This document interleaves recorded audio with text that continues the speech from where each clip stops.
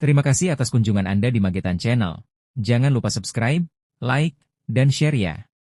Semoga kesehatan dan keberkahan selalu menyertai Anda. Amin amin amin ya robbal alamin. Senior, aku tidak bermaksud begitu, hanya saja kamu terlalu lemah. Chen Ping berkata dengan agak malu. Omong kosong, aku tidak bisa menahan diri untuk tidak memukulmu. Aku bisa saja memukulmu, sedikit Mahayana, untuk melampiaskan amarahku.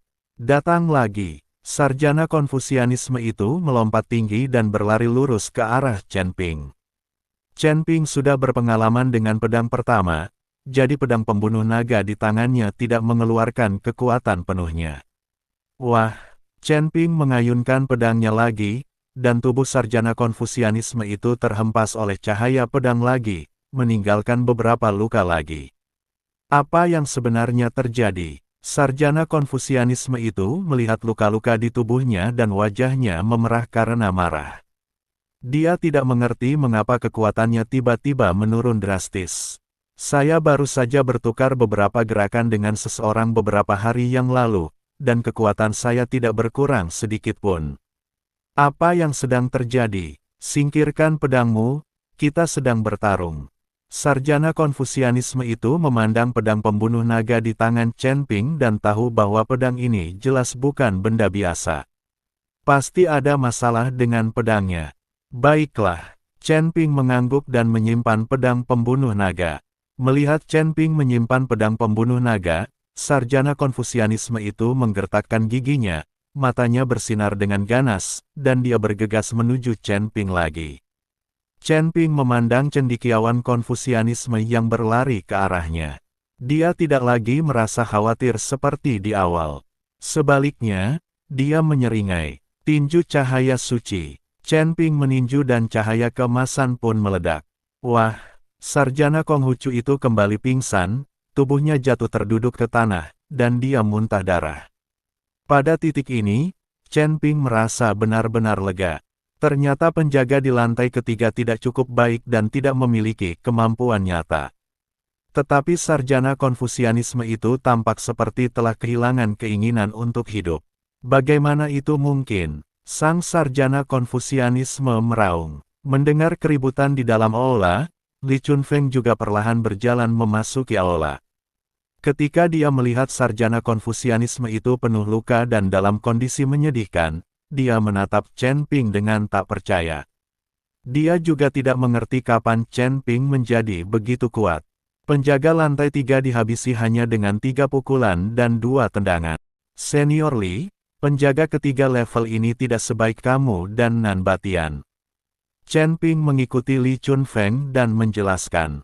Li Chunfeng tertegun, lalu menatap cendekiawan Konfusianisme itu lagi, lalu tiba-tiba menghunus pedangnya dan menebas. Gerakannya semulus air mengalir, dilakukan dalam satu gerakan.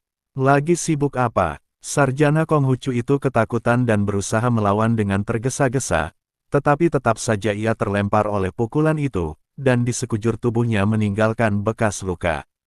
Li Chunfeng bertanya dengan bingung, dengan kekuatanmu, bagaimana kau bisa berani mengatakan bahwa pelindung tingkat pertama dan kedua kita adalah sampah? Siapa kamu? Ketika sarjana Konfusianisme mendengar ini, dia menatap Li Chunfeng dengan kaget. Saya penjaga lantai 2, Li Chunfeng, kata Li Chunfeng. Tidak mungkin. Jika kamu adalah penjaga tingkat kedua, bagaimana kamu bisa meninggalkan dunia tingkat kedua? Sarjana Konfusianisme itu menggelengkan kepalanya dan tidak mempercayainya sama sekali. Saya bisa lolos berkat Tuan Chen yang membantu saya melepaskan segel penjara dan melawan hukuman dari surga. Li Chunfeng berkata. Sarjana Konfusianisme itu menatap Chen Ping dengan kaget. Anda, seorang kultivator Mahayana, dapatkah Anda menghancurkan segel penjara dan melawan hukuman dari surga? Chen Ping mengangguk tetapi tidak mengatakan apa-apa. Saya tidak akan percaya kecuali Anda dapat membantu saya memecahkannya, kata sarjana Konfusianisme. Aku bisa membantumu memecahkannya, tapi ada harga yang harus dibayar, kata Chen Ping. Berapa harganya? Tanya sarjana Konfusianisme. Tentu saja kau harus mengikutiku selama 300 tahun, mendengarkan aku, dan berjuang untukku. Tapi dengan kekuatanmu, kau benar-benar tidak bisa menolongku. Kau terlalu lemah. Chen Ping memandang sarjana Konfusianisme dan berkata, "Saya tidak lemah. Saya adalah makhluk surgawi. Sekalipun saya lemah, bagaimana mungkin saya bisa dikalahkan oleh seorang kultivator Mahayana seperti Anda? Hanya saja wilayah kekuasaanku telah ditekan. Sekarang kekuatanku sudah kurang dari 1/10-nya." Sarjana Konfusianisme itu menolak dengan keras. "Lalu mengapa kamu dipenjara di sini?" Chen Ping menatap cendekiawan Konfusianisme itu dengan rasa ingin tahu, "Apakah karena kamu melihat seorang gadis muda mandi?" "Omong kosong, aku seorang sarjana, bagaimana mungkin aku bisa melakukan hal yang vulgar seperti itu?" kata cendekiawan Konghucu dengan marah. Li Chunfeng di samping merasa malu dan terhina. "Lalu mengapa kau dipenjara? Katakan yang sebenarnya padaku dan aku bisa membantumu melepaskan segel penjara itu." Chen Ping bertanya dengan rasa ingin tahu. Aku baru saja tidak sengaja menyentuh pantat seorang peri perempuan. Siapa sangka ayahnya adalah peri emas, jadi dia memenjarakanku di sini," kata cendekiawan Konghucu itu dengan perasaan sedikit bersalah. Suara itu makin mengecil, sepertinya itu disengaja, bukan kecelakaan. Setelah mendengar ini, Chen Ping berusaha menahan tawa dan menatap Li Chunfeng. Tampaknya mereka telah menyinggung peri perempuan yang sama. "Aku akan membantumu membuka segel penjara itu, dan kau akan melayaniku selama 300 tahun. Bagaimana menurutmu?" Chen Ping bertanya. "Baiklah, tapi kalau kau merusak segel penjara dan menerima hukuman surga, aku tidak peduli kalau kau mati," kata Konghucu. "Jangan khawatir, aku bahkan tidak peduli dengan hukuman dari Dewa Emas." Setelah Chen Ping selesai berbicara, dia tiba-tiba menekan telapak tangannya ke lantai aula. Saat cahaya perlahan naik dari tanah di aula, segel tahanan juga perlahan muncul. Seperti segel tahanan Nan Batian dan Li Chunfeng, darah merah mengalir di dalam segel tahanan. Tetapi tepat ketika Chen Ping hendak membuka segel penjara itu tiba-tiba bergetar dan menghilang. Sarjana Konghucu itu tertegun sejenak, lalu dia meregangkan tubuhnya, wajahnya penuh keterkejutan. "Segel penjara telah hilang," kata sang Konfusian. Chen Ping tertegun dan terdiam di tempatnya, mengapa dia melarikan diri? "Tuan Chen, segel penjara pasti takut padamu, jadi dia lari begitu kau bergerak." Melihat ini, Li Chunfeng buru-buru menjelaskan. "Jangan bicara omong kosong. Segel penjara itu hanya sebuah tanda. Segel itu tidak memiliki kesadaran independen. Bagaimana mungkin segel itu tiba-tiba bisa lepas dengan sendirinya? Pasti orang yang menaruh segel penjara itu yang tiba-tiba mencabutnya. Mungkinkah rekan Taois ini memiliki semacam hubungan dengan Dewa Emas yang memenjarakanku?" Sarjana Konfusianisme itu memandang Chen Ping dengan rasa ingin tahu dan bertanya. Chen Ping menggelengkan kepalanya. Bagaimana dia bisa memiliki hubungan dengan Jin Xian? Dia bahkan tidak mengenalnya sama sekali. "Senior, kamu bebas sekarang, jangan lupa janjimu," kata Chen Ping. "Tentu saja, karena aku sudah berjanji padamu, aku pasti akan melayanimu selama 300 tahun. Tapi kamu harus siap menghadapi hukuman ilahi berikutnya. Setelah kamu berhasil melewatinya, kita bisa membicarakan hal lain." Sarjana Konfusianisme mengingatkan Chen Ping. "Kalian berdua menjauhlah, atau kami akan membuat kalian mendapat masalah." Dengan pengalaman 2 kali sebelumnya, Chen Ping merasa jauh lebih tenang. Jika binatang kecil penelan langit tidak dapat muncul, ia akan menggunakan lonceng berpola naga untuk melawan. Chen Ping menarik napas dalam-dalam, dan seluruh tubuhnya ditutupi oleh tubuh emas yang tidak bisa dihancurkan, dan lonceng berpola naga siap kapan saja. Setelah membuat semua persiapan, Chen Ping menunggu dengan tenang. Tak lama kemudian, suatu kekuatan besar turun dari langit. "Tuan Chen, berhati-hatilah. Hukuman Tuhan akan datang," Li Chunfeng mengingatkan Chen Ping. Chen Ping mengangguk, dan seluruh kekuatannya terkumpul untuk membentuk lapisan demi lapisan perisai pelindung di sekeliling tubuhnya. Dentang, tepat saat Chen Ping bersiap menghadapi serangan itu, tiba-tiba terdengar suara keras. Rasanya seperti palu yang memukul kepala Chen Ping. Setelah suara itu, kekuatan surga yang dahsyat lenyap dan hilang dalam sekejap. Li Chunfeng, sarjana Konfusianisme, Chen Ping. Ketiga orang itu ketakutan. Tidak seorang pun bergerak atau berbicara. Mereka tidak mengerti, kapan hukuman Tuhan ini menjadi seperti ini. Ini bahkan tidak sekuat tenaga yang digunakan orang biasa untuk memukul seseorang dengan batu besar. Inikah kekuatan surga Sang Dewa Emas? Chen Ping tidak dapat memahami apa yang sedang terjadi.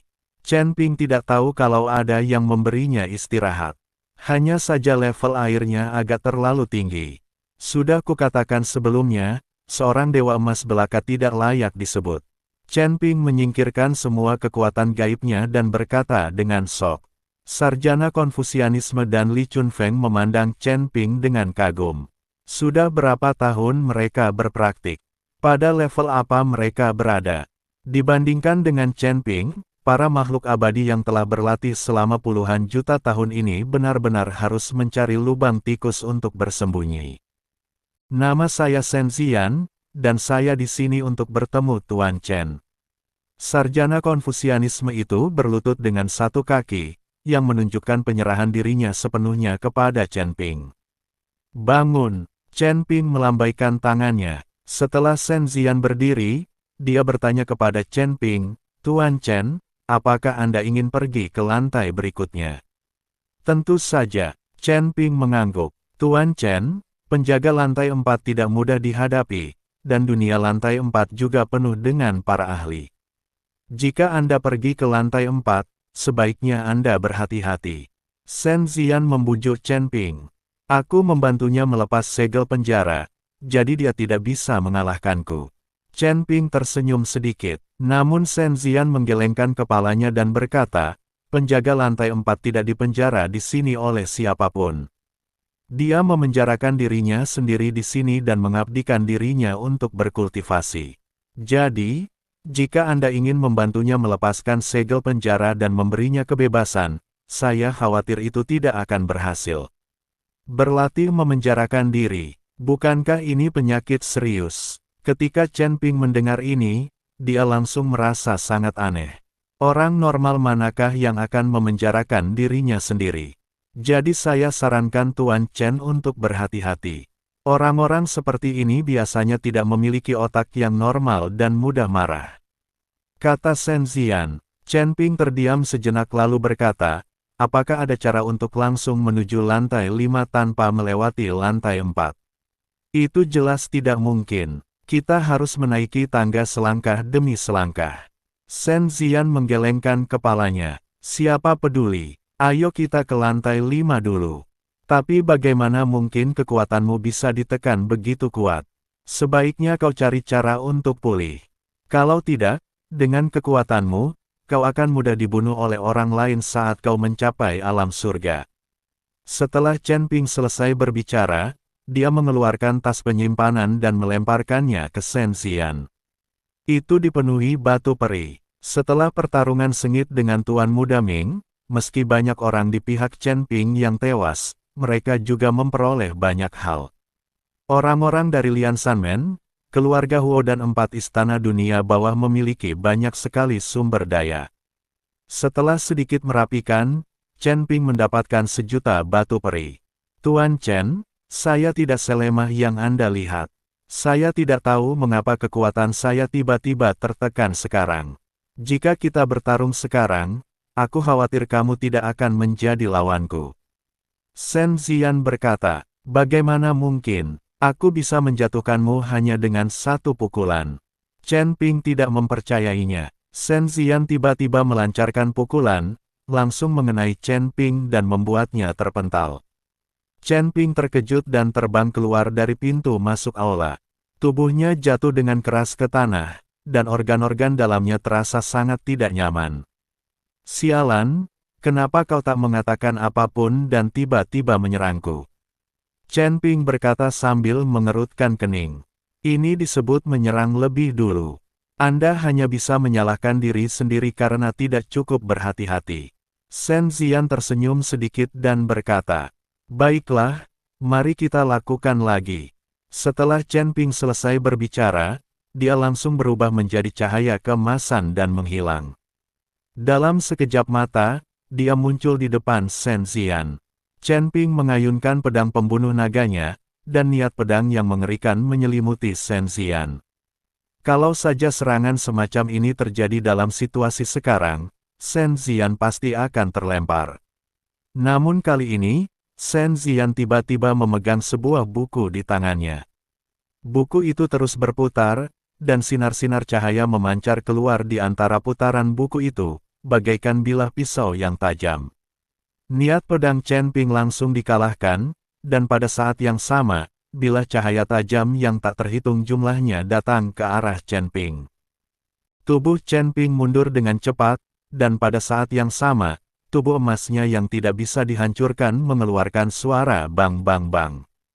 Ketika Chen Ping meninggalkan aula, dia melihat tubuh emasnya yang tidak bisa dihancurkan sudah mulai menunjukkan retakan. Jelaslah bahwa Shen Ziyan berkali-kali lipat lebih kuat dari sebelumnya. Shen Ziyan mengikuti Li Chunfeng keluar dari aula. Tuan Chen, Anda baik-baik saja? Shen Ziyan bertanya. Senior, saat aku baru saja menembus level, apakah kamu membiarkanku pergi? Chen Ping tidak dapat mempercayainya. Hanya dalam waktu yang singkat, kekuatan Shen Ziyan telah berubah drastis. Kau hampir memukulku sampai mati dan meninggalkanku dengan luka-luka. Apakah aku akan membiarkanmu pergi? Shen Ziyan memasang ekspresi tak berdaya di wajahnya. Dia tiba-tiba berhenti menekan dirinya sendiri, tetapi itu tidak membuatnya lepas. Chen Ping saat itu tidak tahu bahwa pemilik tangga itulah yang memberinya istirahat.